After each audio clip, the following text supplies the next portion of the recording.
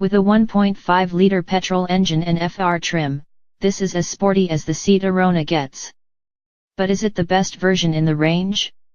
In its own right, the Arona FR is a decent car, with good performance from its smooth and flexible engine, as well as smart looks and a good drive. Trouble is, the extra pace and stiffer suspension only serve to show up some of the car's minor shortcomings. So, we reckon that any potential Arona buyers will be better off going for a cheaper and less powerful version. The new SEAT Arona has already been a hit with us here at Auto Express, impressing us with its composed and refined drive, sharp style, and generous equipment. SEAT is known for its sporty image, though, and the Arona is certainly one of the sportier choices among the flood of new small SUVs. So what is the sportiest Arona like? The model with that distinction has the new 1.5-liter petrol engine under the bonnet. Thanks to the 148 bhp at its disposal, not only is this comfortably the most powerful engine in the range, it also creates the fastest Arona, with a 0 to 62 miles per hour time of just over 8 seconds. As you might expect, the engine only comes with the sportiest trims, FR and FR Sport. They certainly look the part, standing out from lesser models with their unique grille, full LED headlights, chrome window trim, tinted rear windows and twin exhaust pipes.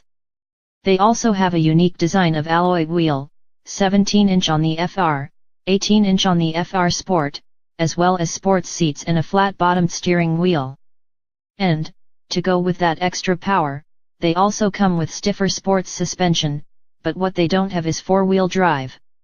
Like all Aronas, they're front-wheel drive model, and are available only with a 6-speed manual gearbox. Out on the road, it's quickly clear that this is an SUV with the emphasis more on sport than in other models in the Arona range. The 1.5-liter engine pulls strongly from 1,500 rpm, so it responds keenly to any pressure on the accelerator, and, while it's not hot hatch quick, there's enough power to set the traction control light flickering from time to time, and to push you back into those sports seats. It also means it's delightfully easy to keep up a good pace, as you can rely on the low rev response to pick up speed, rather than having to change gear all the time in search of the engine's sweet spot. In fact, that's a good thing in more than one way, as the engine gets pretty noisy if you rev it very hard. The sports suspension also means that there's less body roll than in other Aronas, and that allows you to keep up a good speed through bends across country. It's well balanced, with a generally composed and secure feel all the time. However, the downside to all this good news from the driver's point of view is a firmer ride.